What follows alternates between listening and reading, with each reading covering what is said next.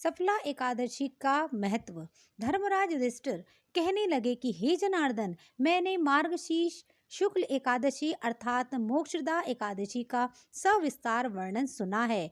अब आप मुझे कृपा करके पौष माह की कृष्ण पक्ष की एकादशी के बारे में बतलाइए। इस एकादशी का क्या नाम है, इसके व्रत करने का क्या विधान है, इसकी विधि क्या होती है और इस व्रत को करने से किस फल की प्राप्ति होती है।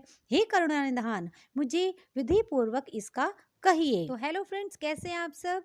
आपके अपने YouTube चैनल में आपका स्वागत है। तो चलिए आइए अब हम आपको बताते हैं एकादशी की कथा। जो आज की एकादशी है, भगवान कृष्ण बोले पौष माह के कृष्ण पक्ष में आने वाली इस एकादशी को सफला एकादशी कहा जाता है।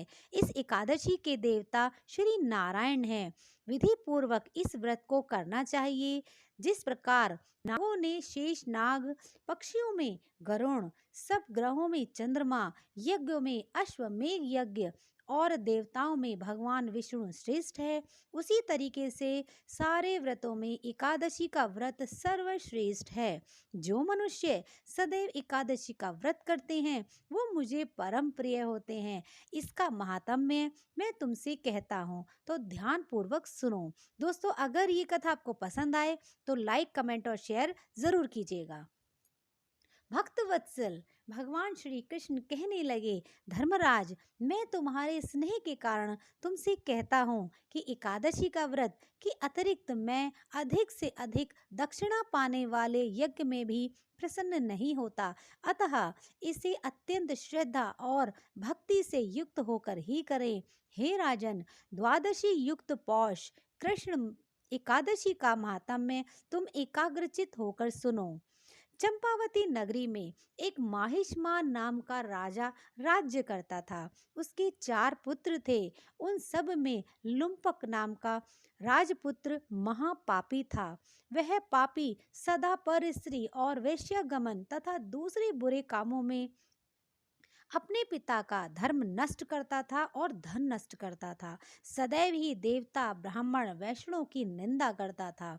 जब राजा को अपने पुत्र के ऐसे कुकर्मों के बारे में पता चला तो उसने उसको अपने राज्य से ही निकाल दिया। तब वह विचारने लगा कि मैं कहाँ जाऊं, क्या करूं। अंत में उसने चोरी करने का निश्चय ले लिया। दिन में वह वन में रहता और रात में अपने पिता की नगरी में चोरी करता और प्रजा को तंग करना उसका काम बन चुका था। और उन्होंने उसको मारने का भी कुकर्म करता रहता। जीव जानवरों को मारना, लोगों को मारना, ऐसे भी कुकर्म करता था। वह कुछ समय पश्चात सारी नगरी उससे भयभीत होने लगी। वह वन में रहकर पशु आदि को मारकर खाने लगा। वन में एक अति प्राचीन विशाल पीपल का वृक्ष था। लोग उसकी पूजा करते थे और उसी वृक्ष के नीचे वह महापापी लुम्पक निवास करता था।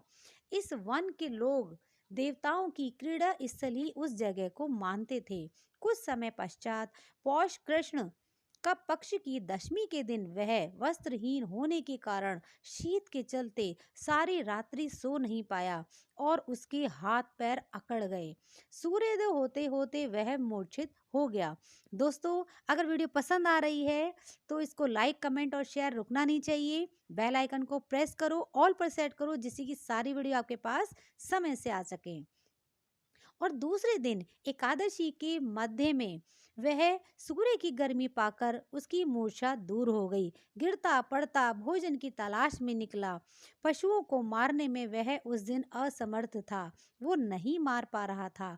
पेड़ के नीचे गिरे हुए फल उठाकर उसने किसी तरीके से उनको खाने का प्रयास किया और उसी पीपल के नीचे जाकर बैठ गया। वह उस समय भगवान सूर्य अस्त हो चुके थे। वृक्ष के नीचे फल रखकर कहने लगा, हे भगवान, अब आपको ही अर्पण है आपके फल, आप ही तृप्त हो जाइए। उस रात्रि को दुख के कारण रात्रि को उसे नींद भी नहीं आई। तो दोस्तों, उसके उस उपवास और जागरण से भगवान अत्यंत प्रसन्न हुए और उसके सारे पाप नष्ट हो गए। दूसरे दिन प्रातः एक अति सुंदर घोड़ा अनेक सुंदर वस्तुओं से सजा हुआ उसके सामने आकर खड़ा हो गया। उसी समय आकाशवाणी हुई कि हे राजपुत्र, श्री नारायण की कृपा से तेरे सारे पाप नष्ट हो गए हैं। अब तू अपने पिता के पास जाकर राज्य प्राप्त कर। ऐसी वाणी सुनकर वह अत्यंत प्रसन्न हुआ और दिव्य वस्त्र धारण करके भगवान आपकी जय हो का नारा लगाया कहकर अपने पिता के पास गया।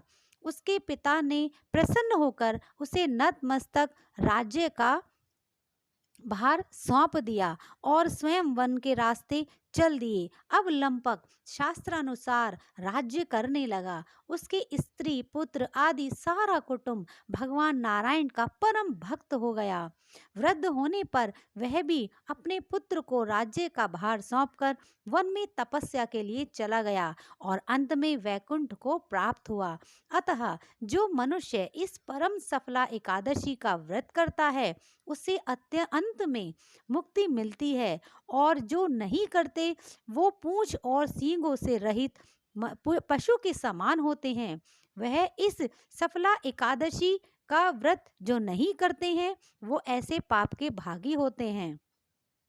इस सफला एकादशी को पढ़ने का महात्म्य होता है अथवा श्रवण करने से मनुष्य को अश्वमेघ यज्ञ का फल प्राप्त होता है। तो दोस्तों, ये थी सफला एकादशी की व्रत कथा। अगर कथा आपको अच्छी लगी हो तो लाइक, कमेंट और शेयर करिएगा। अगर आप चैनल पर नए हैं तो इसे सब्सक्राइब भी करिए, बेल आइकन को और पर सेट करिए जिससे कि सारी वीडियो आपके पास टाइम टू टाइम आती रहे। तो नई वीडियो के साथ फिर मिलते हैं। जय श्रीमन नारायण।